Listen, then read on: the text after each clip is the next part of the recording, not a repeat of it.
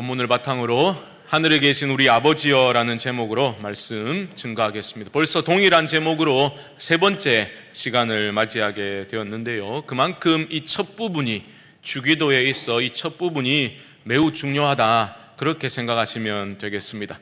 첫 부분은 우리가 기도하는 기도의 대상이신 그 하나님이 어떤 분이신지를 우리에게 가르쳐 주고 있습니다. 사실 우리가 열심히 기도하는 우리의 어떤 기도라는 행위보다도 우리가 하나님이 어떤 분이신 줄 알고 믿고 어떤 태도로 기도하는가, 이게 더 중요합니다.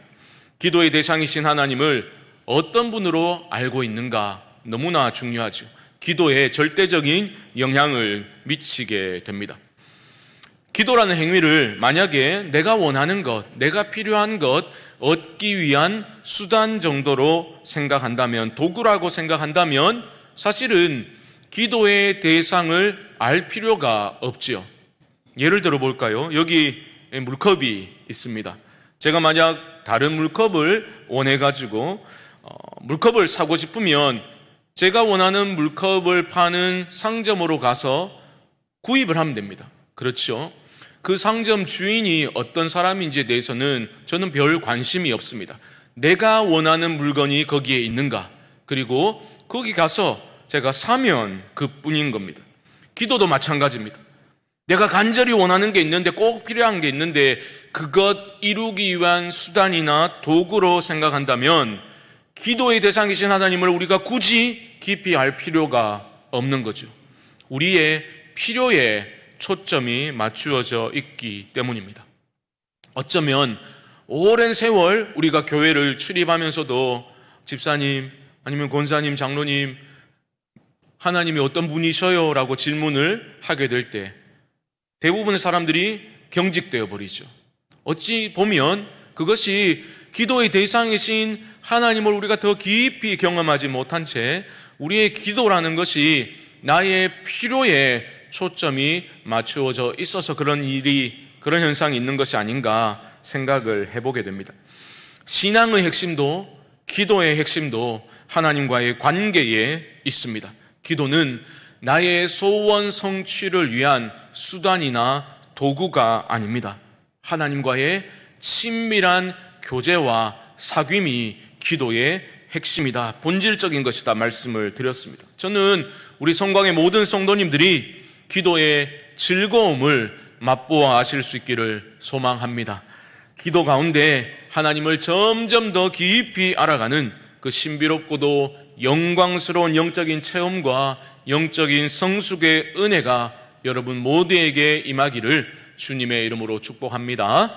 우리는 지난 시간 하나님의 아버지 되심에 대해서 말씀을 살펴보았죠. 우리 기도의 대상이신 하나님은 우리의 아버지이시고 그 아버지는 당부 하나님, 아낌없이 우리를 위해서 모든 것을 쏟아부어 주시면서 사랑하시는 아버지 하나님이시다, 우리는 배웠습니다. 우리가 그 하나님을 우리 아버지여라고 부를 수 있게 된 것은 엄청난 대가 지불을 통해서 이루어진 일이다 하였지요. 독생성자 예수 그리스도께서 우리를 위해서 십자가에 죽으심으로 우리가 하나님을 아버지여라고 부르며 나아갈 수 있게 되었습니다. 어쨌든 우리가 하나님을 우리 아버지여라고 부를 때 우리 안에 일어나는 감정은 무엇입니까? 친밀함이라고 했죠. 친밀함을 느끼며 아버지, 아빠, 아버지라고 부르면서 우리는 기도를 하는 겁니다. 하지만 기도의 대상이신 하나님을 단순히 친밀한 대상으로만 생각해서는 곤란합니다. 친밀하신 우리 아빠, 아버지께서는 동시에 우주 만물을 창조하시고 다스리고 계시는 하늘에 계신 하나님이시기 때문입니다. 하늘을 떠올릴 때 우리 안에 일어나는 감정은 무엇입니까? 경외심이죠. 경외심. 그러므로 주기도의 첫 부분인 하늘에 계신 우리 아버지여라는 것은 그 친밀함과 경외심의 균형이 얼마나 중요한지를 우리에게 가르쳐 주고 있습니다. 이런 말이 있죠. 손자를 귀여워하면 어떻게 한다고요? 할아버지 상투를 잡는다. 버릇 없어진다는 말이죠. 제가 말씀드리는 경외감은 그 정도 수준의 것이 아닙니다. 만약 우리의 신앙이라는 것이 하나님을 향한 친밀함만 있고 경외심이 실종되어 있다면 그 신앙은 매우 위험한 상태다. 아니, 그것은 경외심이 없는 신앙은 기독교가 말하는 신앙이 아닐 가능성이 매우 높다 볼 수 있습니다. 왜냐하면 성경이 일관되게 가르치고 있는 신앙은 여호와 경외 신앙이기 때문입니다. 여호와를 경외하는 것이 지식의 근본이라 말씀하고 있지요. 우리 안에 경외심이 살아 있을 때에 우리 아버지, 그 아버지 하나님을 향한 우리의 친밀함은 빛을 발하게 되는 것이고, 경외심과 친밀함이 함께 있어야 우리는 진정한 신앙의 기쁨을 누릴 수 있습니다. 그래서 주님은 우리 아버지여라고 부르며 기도하면서도 동시에 그분이 하늘에 계신 우리 아버지이심을 기억하며 기도하라. 그 하나님께 나아갈 때 우리 마음의 옷깃을 여미며 두렵고 떨림으로 친밀함 가운데서도 경외심을 가지고 기도해야 된다 가르쳐 주셨습니다. 제가 예전에 섬기던 교회에서 있었던 일입니다. 꽤 오래전 일인데요, 장례식에 참석해서 조문을 하려고 밖에서 이렇게 기다리고 있는데 아마 다른 교회에서 이제 와서 위로 예배를 마지막 위로 예배를 드리고 있었습니다.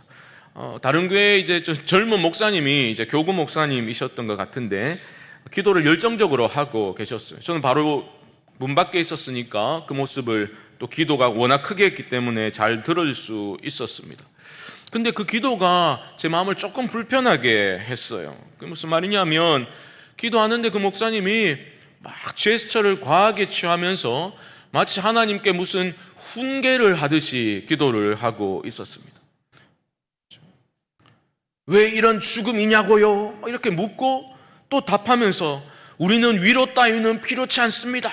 승리이기 때문입니다. 막 이러면서 기도를 하는데 제 마음속에 위로 따위는 필요 없다면서 막 기도를 하는데 제 마음이 불편했어요. 제가 꼰대스러워서 그런 게 아니고 그 기도 가운데 하나님을 향한 경외심을 찾기가 좀 어려워 보였기 때문입니다. 좀 서글픔이 느껴졌었던 기억이 납니다. 기도의 태도는 하나님을 향한 우리의 마음 자세를 반영하고 있는 겁니다. 경외심으로 기도해야 됩니다. 경직되라는 말이 아니라 두렵고 떨림으로 기도해야 합니다. 그렇다면 하늘에 계신 하나님께 기도하는데 그 하늘에 계신이라는 표현이 담고 있는 의미는 무엇입니까? 일단 마태복음은 1차적으로 유대인 독자들을 염두에 두고 기록된 서신, 복음서라고 봅니다. 그렇기 때문에 유대인들은 하나님 이름을 부르는 것조차 두려워했거든요. 하나님 대신에 사용했던 단어가 바로 하늘이라는 단어였습니다. 그래서 사복음서를 보면 하늘에 계신이라는 표현이 16번 나오거든요. 그 중에서 15번이 마태복음에 기록되어져 있습니다. 그렇다면 하늘에 계신이라는 의미, 그 표현에 담긴 의미는 무엇입니까? 일단 하늘은 어떤 공간적인 개념이 아닙니다. 새가 날아다니는 저 창공을 가리키는 단어가 아닙니다. 여기서 말하는 단어는 그런 공간이 아니라 공간을 초월한 특별한 영역, 신적인 영역, 영적인 영역을 가리키는 단어입니다. 그러므로 우주선 만들어가지고 저 멀리 우주 나가가지고 우주 탐사를 힘들게 하고 와가지고 한다는 말이 암만 우주에 가서 찾아봐도 천국은 없더라라는 말은 정말 위대하고 힘든 노력을 부은 끝에 하는 무식한 발언일 뿐이죠. 그런 공간을 의미하는 게 아닙니다. 인간 영역을 초월하여 존재하는 신적인 영역을 가리켜 성경은 하늘이라고 표현하기도 하는 거죠. 우리도 하늘이 도왔다라고 할 때는 공간을 말하는 게 아니지 않습니까?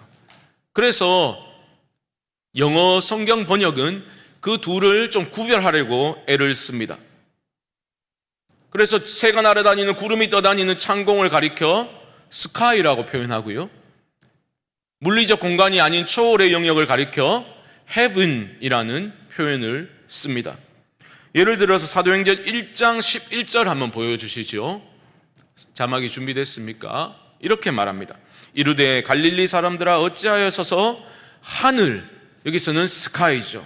스카이를 왜 쳐다보느냐? 너희 가운데서 하늘, 헤븐으로 올려지신 이 예수는 하늘로 가심을 본 그대로 오시리라 하였느니라. 둘을 구별하고 있죠. 새가 날아다니는 창공 스카이와 신적인 영역, 초월의 영역인 헤븐을 구별해서 사용하고 있습니다. 그러므로 우리의 기도를 들으시는 하나님이 하늘에 계시다라는 말은 무슨 의미겠습니까? 초월에 계시는 하나님, 초월성을 강조하고 있는 겁니다. 모든 피조물들과 무한한 질적 차이를 가지시고 초월에 존재하시는 하나님을 가리켜 하늘에 계신 하나님이라고 표현하고 있는 겁니다. 초월성, 하늘을 대할 때 우리 안에 일어나는 것은 경외심이라고 하였습니다. 필연적으로 일어날 수밖에 없습니다. 초월성을 깨달을 때 우리 안에 경외심이 일어납니다. 그 경외심이 있다면 우리는 하나님께 경망스럽게 기도할 수 없습니다. 많은 사람들이 하나님과의 인격적인 관계 이런 표현을 사용하고 하나님을 편하게 대합니다. 저는 인격적인 관계라는 표현이 담고 있는 긍정적인 의미를 잘 알고 있습니다. 하지만 놓치면 안 됩니다. 인격적인 관계 운운하면서 하나님께 나아갈 때에 어떠한 두려움이, 경외심이 우리 안에 없다면 그 기도는 문제가 있습니다.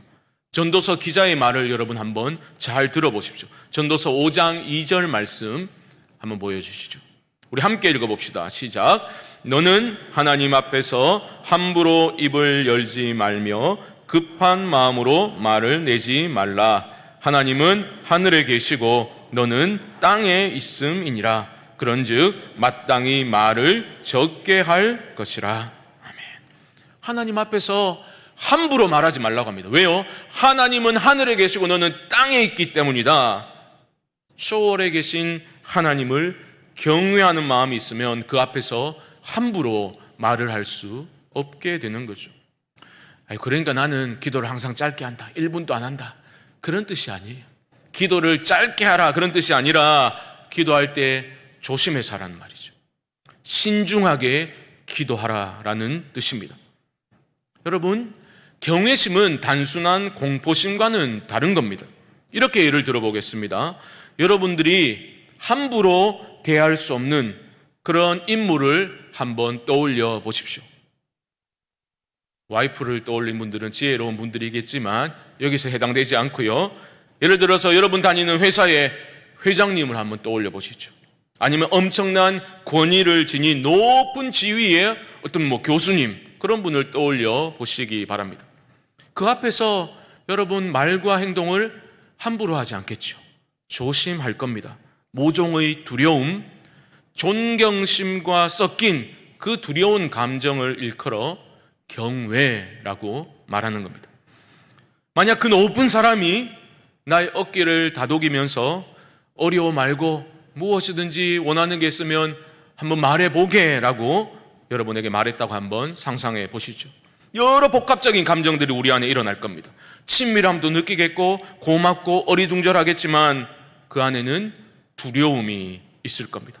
함부로 할 수 없을 겁니다. 하물며 하늘에 계신 하나님이시겠습니까? 아빠, 아버지라고 친밀하게 부르면서도 동시에 우리 안에는 그 하나님, 하늘에 계신 하나님을 향한 경외심이 있어야 할 것입니다. 생각해 보십시오. 모세는 어떠했습니까? 하나님은 모세를 친구 대하듯이 대해 주셨죠. 그리고 친구와 대화하듯이 그렇게 친밀한 교제를 나누셨습니다. 하지만 성막이 완공되고서 성막에 하나님의 임재와 그 영광이 임하게 되었을 때 어떤 일이 일어났습니까? 출애굽기의 마지막 장면은 모세가 그 회막으로 들어가지 못하는 것으로 마무리가 되고 있죠. 친밀함을 누렸던 모세지만 여호와의 영광이 있는 회막 안으로 들어갈 수가 없었습니다. 출애굽기 20장을 보게 되면 거룩한 산에서 하나님이 이스라엘 백성들에게 십계명을 주시죠. 하나님의 음성을 그들이 듣게 되었습니다. 백성들이 보였던 반응이 무엇이었습니까? 너무 두려워했습니다. 출애굽기 20장 19절 말씀 자막이 있습니까? 보십시오. 모세에게 이르되 당신이 우리에게 말씀하소서 우리가 들으리이다. 하나님이 우리에게 말씀하시지 말게 하소서 우리가 죽을까 하나이다. 하나님의 음성을 듣기만 했는데 백성들이 제발 우리에게 하나님이 직접 말씀하시지 못하게 좀 해주십시오. 모세 당신이 우리에게 말하기만 하는 것으로도 충분합니다. 다 알아먹겠습니다. 우리가 죽을까 하나이다. 두려워 떨고 있는 겁니다. 에스겔 선지자를 보십시오. 바벨론의 포로로 끌려갔습니다. 절망적인 상황입니다. 하지만 그는 소망 가운데 하늘의 문을 두드렸습니다. 계속해서 기도했을 때 하늘이 열리고 하나님의 비전을 선지자가 보게 됩니다. 여호와의 영광의 형상의 모양을 보게 되었다라고 기록하고 있습니다. 그때 그의 반응이 무엇입니까? 에스겔 1장 28절 하반절 말씀 보시죠. 이렇게 말합니다. 이는 여호와의 영광의 형상의 모양이라 내가 보고 엎드려 말씀하시는 이의 음성을 들으니라. 이게 경외심입니다. 그 모양만 보더라도 그 앞에 엎드려지는 거죠. 그리고 겸손히 엎드려 하나님의 음성에 귀를 기울이는 경외심의 모습을 우리는 경외하는 모습을 보게 되는 것입니다. 여러분, 이 경외심을 잃어버리면 안 됩니다. 경외심이 우리 안에 실종되면 우리는 반드시 교만이라는 죄로 빠져들고 마는 것입니다. 그러므로 여러분, 신앙의 연수가 쌓여갈수록 하나님 다 아는 것처럼 생각하고 말하는 어리석음을 범치 마시기를 바랍니다. 교회 일은 다 잘할 수 있겠지만 내가 신앙생활을 오래 했다고 하나님 다 아는 것처럼 말하고 행동하면 절대로 안 되는 거예요. 그것은 경외심을 상실한 매우 어리석고 위험하고 교만한 마음의 자세입니다. 친밀함 속에서도 경외심을 유지하며 건강한 신앙생활 이어가실 수 있기를 주님의 이름으로 축복합니다. 하늘에 계신 이라는 첫 번째 의미가 무엇이라고요? 초월성을 강조했다 했습니다. 모든 피조물들과 무한한 질적 차이를 가지고 초월해 계신 하나님이 바로 하늘에 계신 하나님의 의미하는 첫 번째 뜻입니다. 두 번째 의미는 무엇입니까? 바로 그 하나님이 만물을 다스리시고 통치하고 계신다. 그것이 바로 하늘에 계신이라는 표현이 가지고 있는 두 번째 의미입니다. 하늘에서 다스리시고 통치하시는 하나님입니다. 여러분, 기도하실 때 기도의 대상이신 하나님은, 내가 기도하는 하나님은 능치 못하심이 없으신 전능하신 하나님이신 줄 믿고 기도하고 계시지요? 그러실 수 있기를 바랍니다. 전능하신 하나님이신 줄 믿고 기도해야 돼요. 아니면 기도가 아무 소용이 없습니다. 아이고, 나는 뭐 믿지는 않지만 그래도 하나님 앞에 좀 이래 기도하고 나면 뭐 마음이 좀 편안하다. 그런 기도 하시면 안 돼요. 무슨 기도가 신경 안정제 정도로 여러분 그렇게 취급하시면 안 되는 겁니다. 이 세상의 깨어짐을 여러분 보시죠.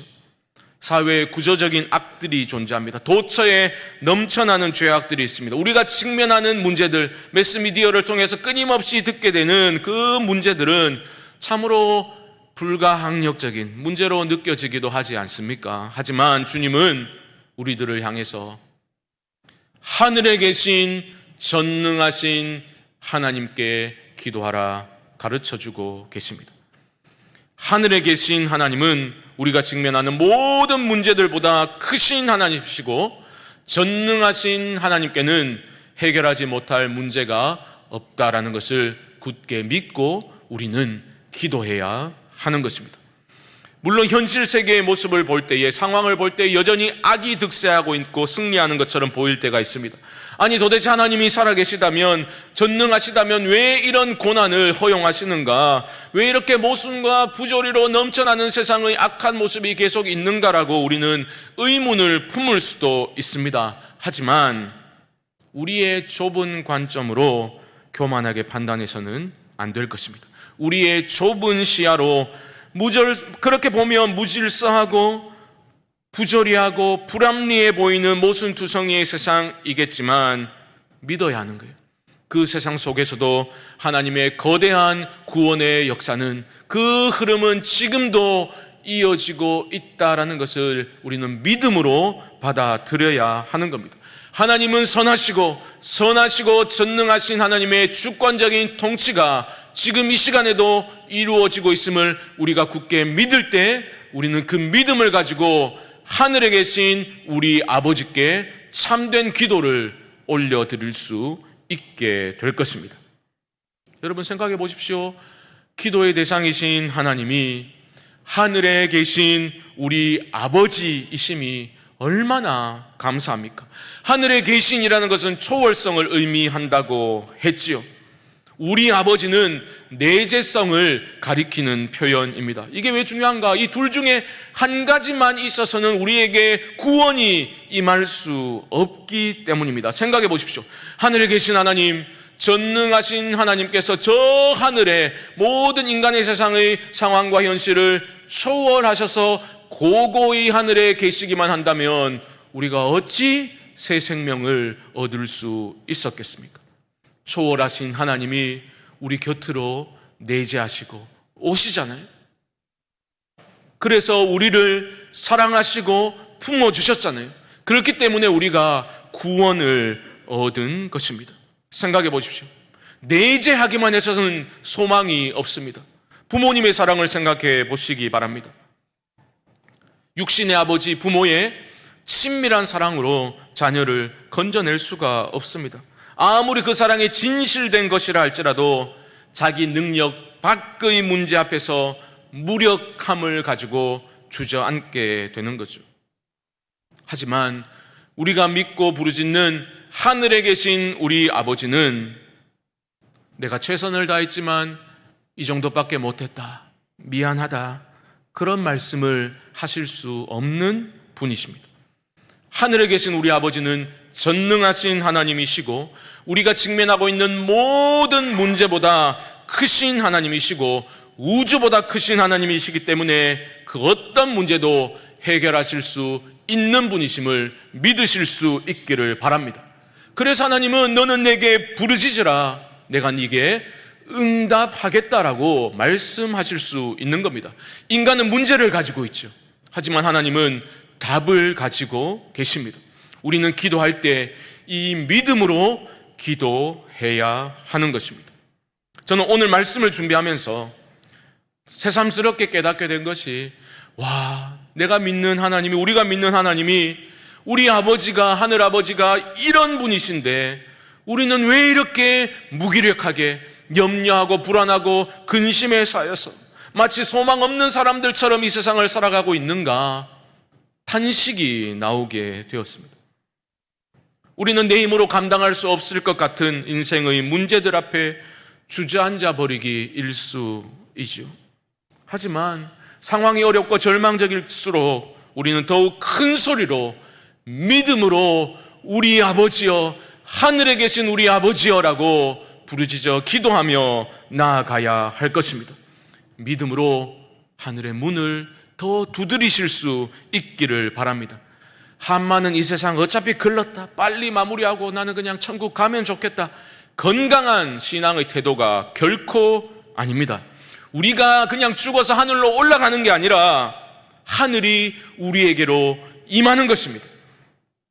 여러분, 예수 그리스도의 오심이 옛 시대를 뚫고서 새 시대가 침투해 들어오는 것으로 성경은 가르쳐주고 있지요. 독생자를 아낌없이 내어주신 하늘에 계신 우리 아버지의 이름을 우리가 믿음으로 부르며 기도할 때 그 하늘의 능력과 영광과 권세와 평강이 하늘과 함께 우리에게 임하게 되는 것입니다. 우리에게 내려온 그 하늘 안으로 우리는 들어가게 되는 거예요. 그게 바로 성경이 가르쳐주는 하늘에 속한 자로 살아가는 성도의 삶의 모습입니다. 사도 바울이 우리의 시민권은 저 하늘에 있다라고 말했을 때 그것은 이 세상 살기 힘드니 그래도 내세의 소망을 두고 견뎌봐라, 그 정도 권면을 훨씬 뛰어넘는 말씀인 것이요. 하늘이 우리에게 내려와서 임하는 겁니다. 오순절 성령 강림 사건이 그것을 분명히 보여주고 있죠. 하늘이 임한 것입니다.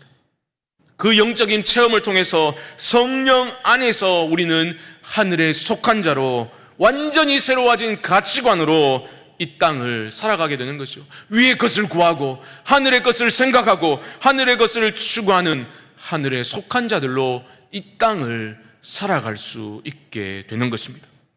사랑하는 성도 여러분, 오늘 말씀을 통해서 우리는 하나님의 크심을 묵상해야 합니다.